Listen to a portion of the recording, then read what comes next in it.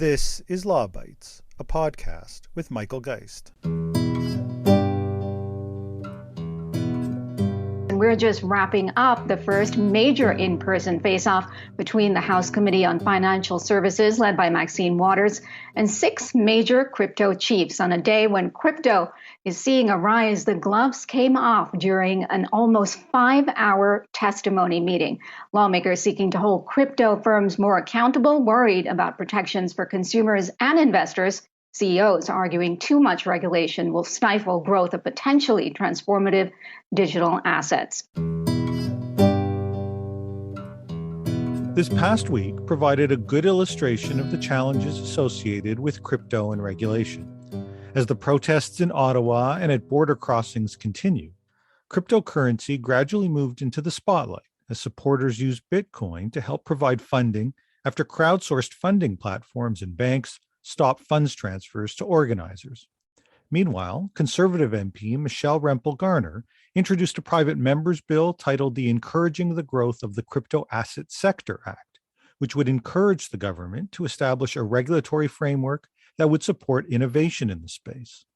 In other words, there are both regulatory benefits and risks that are not easy to reconcile. Discussions around regulation are even more advanced in the United States, where there have been multiple congressional hearings and proposals for legislative action around what is described as Web 3. Sarah Roth-Gaudette is the executive director of Fight for the Future, an organization that has been campaigning around internet issues for years, including on net neutrality, online privacy, and security. Fight for the Future was one of many leading digital civil liberties groups that included Access Now, Article 19, EFF, and Global Voices, that recently came together to issue a public letter in support of alternatives to big tech. It calls on lawmakers to, and I'll quote, approach legislation related to Web3 technologies carefully and consider the impact that any potential regulation might have on communities of color, low-income people, and others who have faced discrimination from traditional and often predatory big tech companies, banks, and financial services. Roth-Gaudette joins me on the podcast to talk about Web3, the regulatory initiatives, and the issues that are at stake.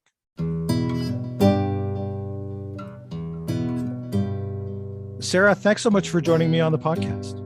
It's really great to be here. Thanks for having me.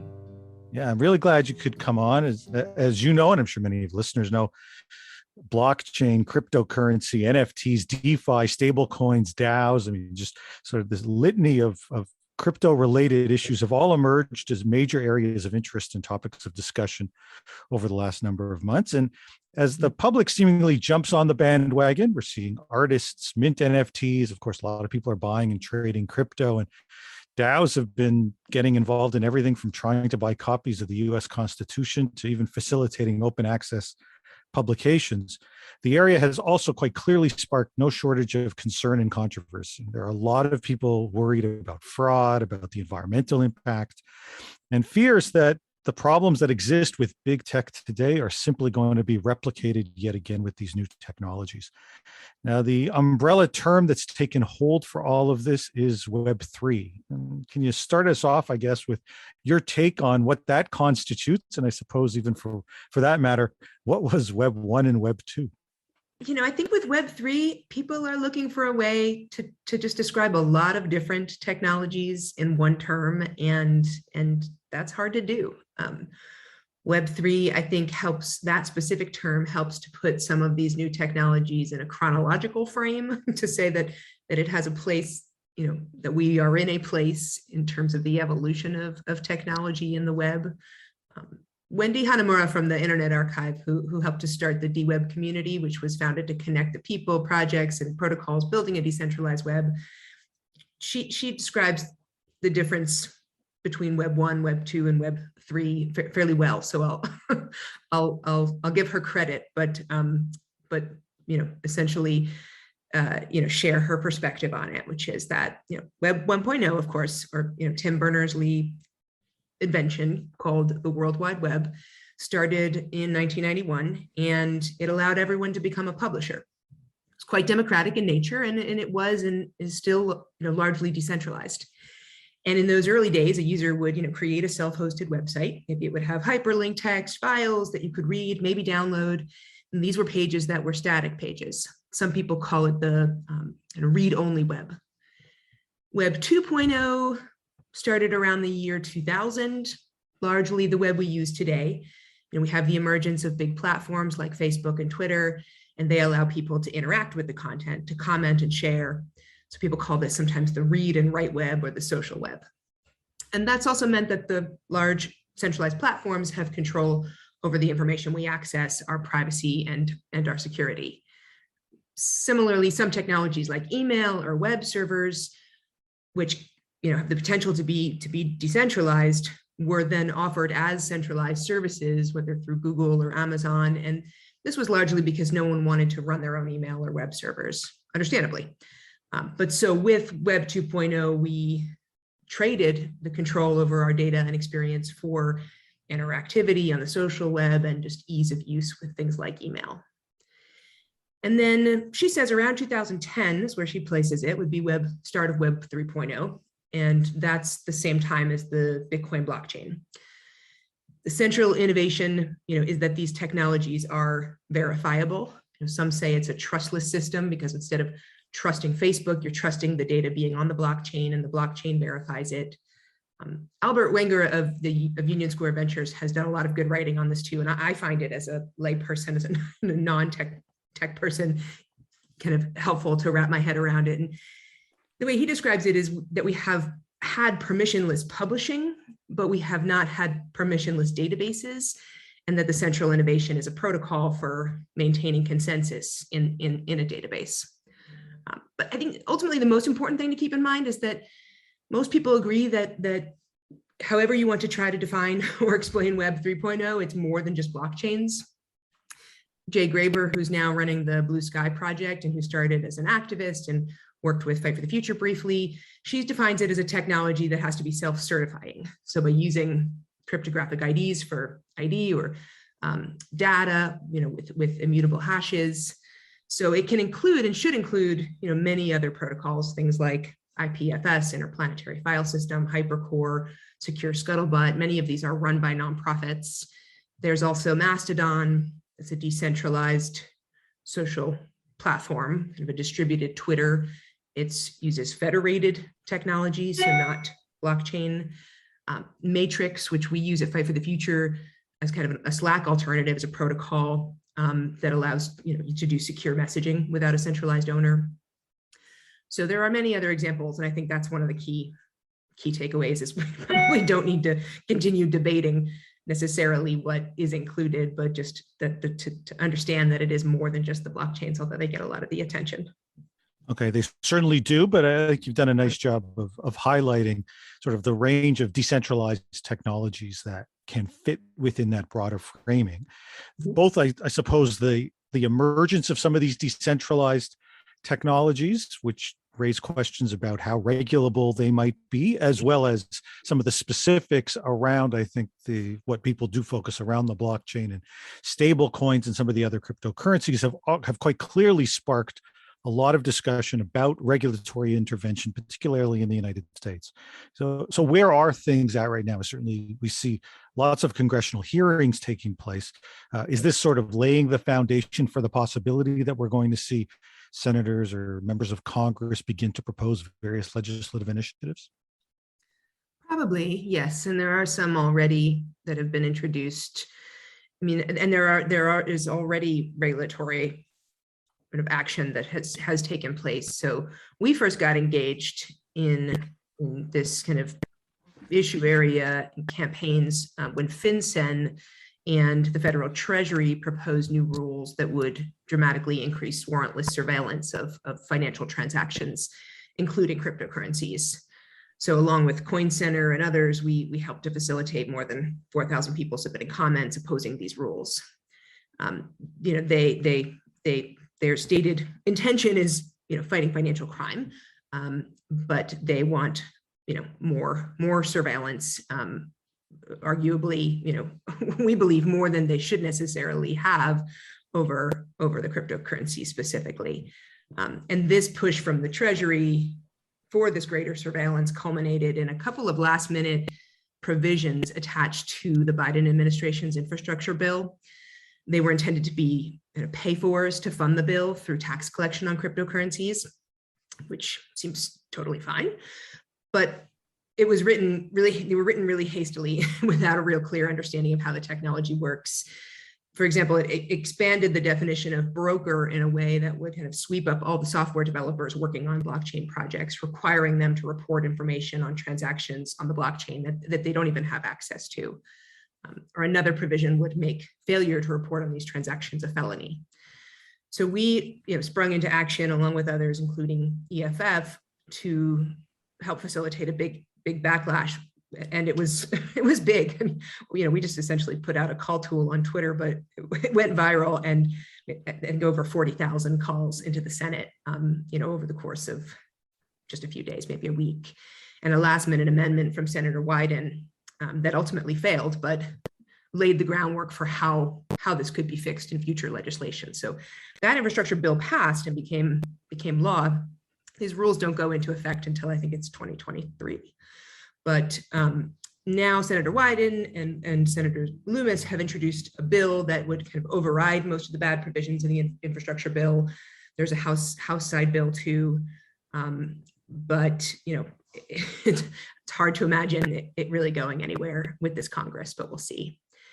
And just I think last week, a bill got introduced called the Virtual Currency Tax Fairness Act, which would exempt consumers from paying taxes on crypto payments less than $200.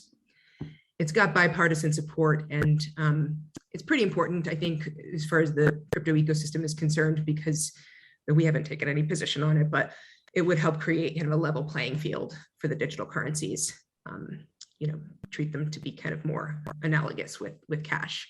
But again, it's hard to say if it's really going anywhere. So yeah, I think more hearings. Not sure there'll be any real action in Congress, but we'll see. Okay, so a lot of hearings and certainly more and more attention to it. I want to get to some of the advocacy and the letters that you helped pull together. But I guess just before I do that, as a Canadian, I almost feel compelled to ask, how much acknowledgement is there that the kind of technologies that we're talking about operate quite clearly in a global environment? From a Canadian perspective, Ethereum and Cosmos blockchains both have their origins in Canada. Vitalik Buterin is the founder of Ethereum, actually just made the Canadian top 50 power list in recognition of that role. The NFT craze in many ways started, at least in part, through a Vancouver-based company, Dapper Labs. So, that's just the Canadian example. That there are probably examples. I know there are examples in other countries around the world. So this is a global issue. To what extent is the global nature of some of these questions acknowledged, at least as part of that regulatory discussion? I think it's a missing piece of the conversation that folks are having in the US and just probably the global North more broadly, because, obviously there's grifters and scams, and it's pretty easy to spend all day dunking on crypto, but coins that hold payment value are playing a larger and larger role, to facilitate movement of money across borders, like remittances. There was a story in the last couple of days reported by Forbes, citing, I think, a 900% increase in remittances via crypto in Latin America. So it is really playing, a role, I think, globally in terms of moving money. If you're thinking about regulation, gosh, typical American, but I'm not honestly sure what's happening in Canada. I know, many countries are wrestling with how to regulate. Some are banning the use of cryptocurrencies altogether. Many of these countries, maybe not coincidentally, want to create a CBDC or a central bank digital currency, because that ultimately will give them more control. And then just recently also, I guess maybe in the last year, the Financial Action Task Force, FATF, the acronym it's an intergovernmental organization with over 200 member countries. They issued some new guidance for financial surveillance on cryptocurrencies. It's pretty similar to what FinCEN is looking to do. It's called a travel rule. It's going to require, or it recommends rather, as a guidance, that exchanges like Coinbase or others that they KYC or know your customer, so they gather customer information on cryptocurrency transactions over $1,000. I mean, a lot of cryptocurrency people will say that they can hold their cryptocurrencies in their own wallets outside of places like Coinbase, and these governments can't, know what they're doing. But this becomes an issue when you're wanting to exchange or sell that crypto. We call it like an on-ramp or an off-ramp to one of these exchanges. You have to go to a site like Coinbase. So companies like Coinbase, what will probably happen is companies like Coinbase or Kraken won't be able to accept coins from these types of wallets. We call them self-hosted wallets or unhosted wallets. And so we're going to have greater and greater centralization through the exchanges and less privacy. And it may put some of the like truly decentralized exchanges like DEXs completely out of business. So we'll see how many countries actually adopt these rules, because it's just a guidance, but I think undoubtedly many will. Many of the groups that have been vocal about their concerns with social media, search companies, and the like have begun to express similar concerns about Web3. So their concerns may be about some of the kinds of issues you've been highlighting, or more broadly, they're concerned, as we were talking about earlier, about issues around environmental impact and fraud and some of those kinds of concerns. But Fight for the Futures is part of a large group of digital rights NGOs. It includes Access Now, EFF, Global Voices, and many others that recently came together to publish a public letter that I think it's fair to say takes a more nuanced view, supporting the potential of Web3 to provide alternatives to big tech and warning against some of the, I guess, potential legislative overreach. I want to get into the substance of the letter because I think it raises some really interesting issues that aren't as discussed as much. But first, how did the letter and on these various groups come together? As I mentioned, we joined forces around the proposed FinCEN rules, and then later with the infrastructure bill with organizations like EFF or Freedom of the Press Foundation. We also found ourselves aligned with folks like the Blockchain Association, and that's been great because in these moments they have been in the space for so long, they really understand the regulatory issues, but they also represent the industry. And we felt that there was a really important need to bring a human rights perspective and, more importantly, to try to together kind of lay down some broad principles that we felt lawmakers should be considering when regulating the space, as regulation will surely come and may very well be needed. Yeah. So you mentioned already an example of how these technologies are used for remittances, and citing Latin America as an example. I thought it was notable that the letter begins right off the top by emphasizing the benefits of Web3 for marginalized and vulnerable groups. I suspect that might be news to some. Can you discuss a little bit how these technologies are used by these groups, particularly as contrasted with other segments of society? Well, so in the US here, 1 out of every 4 residents is either unbanked or underbanked. These overwhelmingly low income, young, mostly Black and Latinx people face then huge costs in terms of high fees and time when they try to perform even the simplest of financial transactions like cashing a paycheck. So underbanked Americans are then forced to rely on predatory services that not only charge exorbitant fees, but also have a history of discriminating against these same communities. If trends continue, the median Black household in the US will have zero wealth by 2053. Early Web3 systems such as cryptocurrencies are already providing some solutions to financial exclusion around the world, as we discussed with remittances.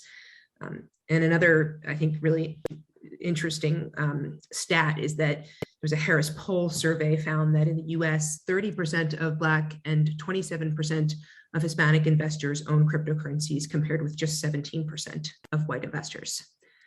So, some of these systems are benefiting marginalized communities, and it's important for lawmakers to keep this in mind, to seek input from human rights organizations, humanitarian organizations, racial justice organizations before making, important decisions about regulation.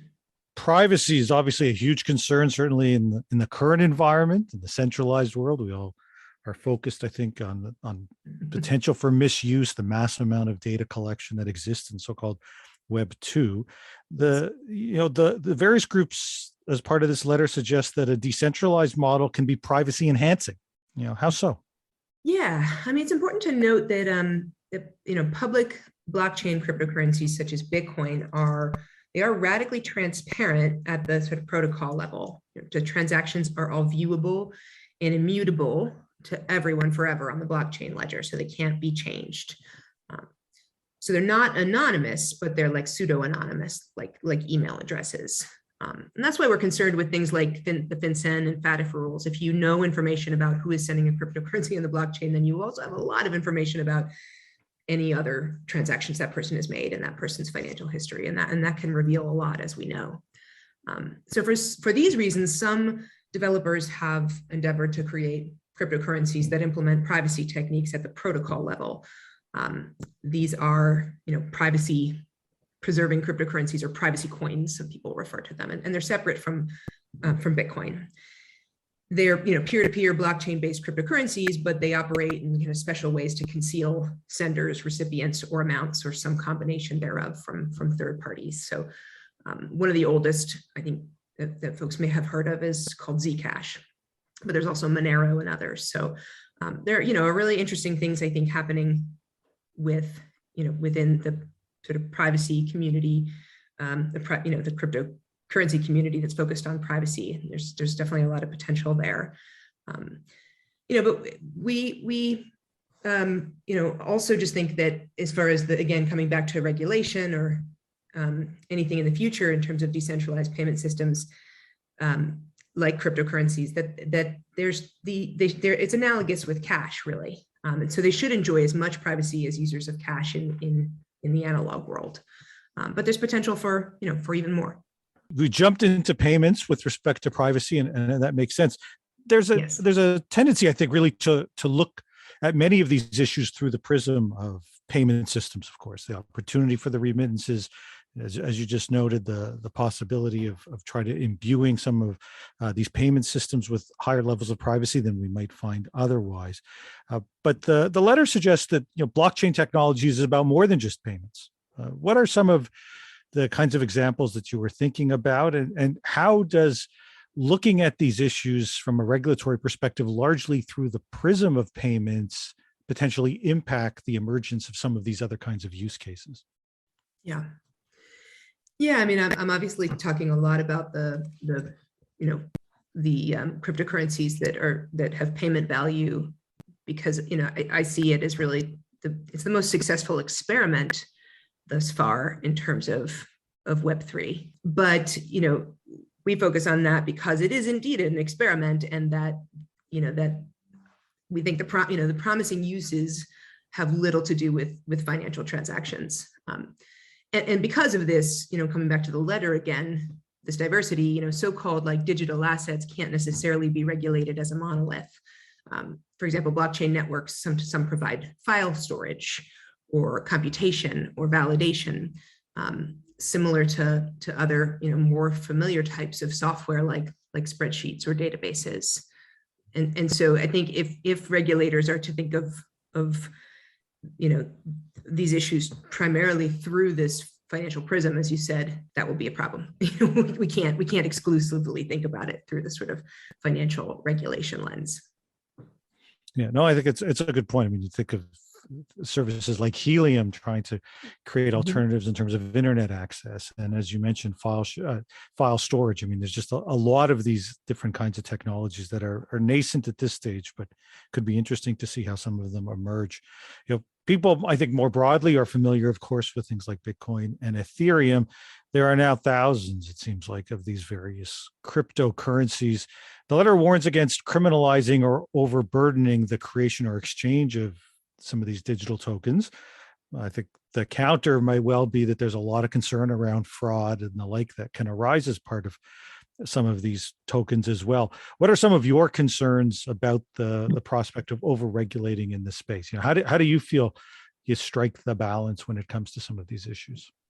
Digital tokens are thus far, like I said, the most successful experiment for every project built on blockchain, whether it's one of these file storage services like Filecoin or a social media app, to function properly. These tokens play a critical role. They've become synonymous with cryptocurrencies like Bitcoin, but it's early, and so we think that's far too narrow an understanding of their potential. Unlike Bitcoin, which is only a particular token created by one blockchain network, many tokens don't represent money or a share of ownership at all. They might be used to activate services provided by the platform that created them. They might be a type of digital coupon that gives the holder a discount when buying services for the platform. It could be analogous to like a grocery co-op offering discounts for members who help stock the shelves. Certainly not an activity we would think to outlaw. Regulations that were created for cash transactions prior to the existence of the internet can't really be workably applied to tokens that represent the rights to ownership of a work of art, like a song. Those are some good examples in terms of how that can play out. For me, I think the most notable aspect of that letter was, the emphasis on asking political leaders to safeguard justice, freedom of expression, and civil liberties, which, I recognize many of the groups are directly involved, of course, in exactly those issues. But some looking from the outside might wonder, what does this have to do with Web3? What does this have to do with the issues that we're talking about? What are some of the risks that you see when it comes to justice, expression, and basic civil liberties around this space? Yeah, we really think lawmakers have to just ensure that the same, constitutional civil rights and human rights protections that we have in the analog world are preserved in cyberspace. Legislation should explicitly affirm that the simple act of writing code is protected speech. Many projects in this space were developed by networks of volunteers, as were other valuable innovations in the past, like Linux and Firefox. Legislation, must not subject the activities of volunteer creators and developers to the fear of prosecution. That has a very, very chilling effect. And that's why one of the provisions that was added to the infrastructure bill this past summer was so problematic. Let's conclude with this. All this still feels pretty early, both in the development of some of these technologies, the use cases, as we've been talking about, and some of the regulatory responses. How do you see this playing out in the months ahead? Well, we're waiting for the Treasury and FinCEN to put out their final guidance. That hasn't happened yet. So we'll see. I think some folks like Coin Center and others expect that there'll be some improvements from their first draft, but that's ongoing. There will likely be more hearings, of course, but it's hard to imagine a whole lot happening in Congress.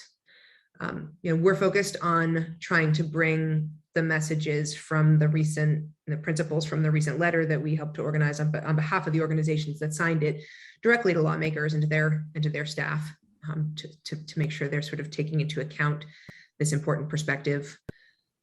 There's a big case happening between Ripple and the SEC, and at some point, I think there'll be some answers coming out of that will help inform how projects can get started and operate legally. I think these projects really just want to know what are the rules as they move forward. Just today, I was seeing in the Wall Street Journal the Commodity Futures Trading Commission, CFTC.